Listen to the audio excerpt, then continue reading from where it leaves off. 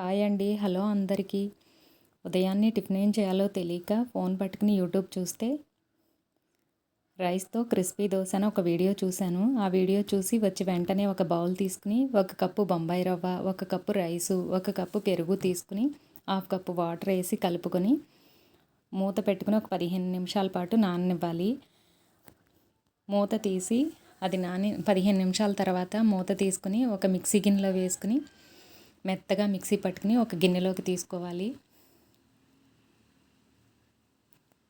ఇలా ఒక గిన్నెలోకి తీసుకున్నాను.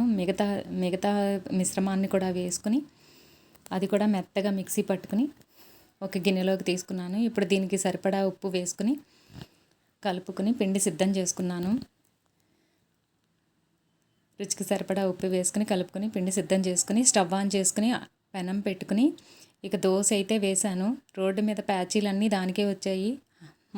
మొత్తానికి ప్యాచీ వర్క్ అయితే చేసి దోశ అయితే వేశాను. అంత క్రిస్పీగా రాలేదు కానీ మెత్తగా వచ్చాయి. దోశ అయితే వేశాను. ఇక చూడండి నా తిప్పలు చుక్కలు చూసి వచ్చాయి అన్నమాట. ఏంటి కుక్కలు చూడలేదు అంటారు కదా, చుక్కలు చూసినాయి ఏంటి అనుకుంటున్నారా? మా కుక్క చూస్తూనే ఉందండి, అందుకే చుక్కలు చూసి వచ్చాను నేను. మొత్తానికి పనికొచ్చే పనులు చేయాలి కానీ ఇలా పనికిరాని పనులు అయితే చేయకూడదు. ఎలా అయితేనే ఇంకా ఇది రావట్లేదని ఆ పిండి పాడేయలేక ఇంట్లో రైస్ ఫ్లోర్ ఉంటే వరిపిండి ఉంటే ఒక గుప్పెడు పిండి కలిపి మొత్తానికి ఇలా అట్లయితే సిద్ధం చేసి టమాటో చట్నీ చేసి ఆ పూటకైతే కడుపు నింపేసుకున్నాము. ఓకే, ఈ వీడియో నచ్చితే లైక్ చేయండి, అలాగే మన ఛానల్ని సబ్స్క్రైబ్ చేసుకోండి.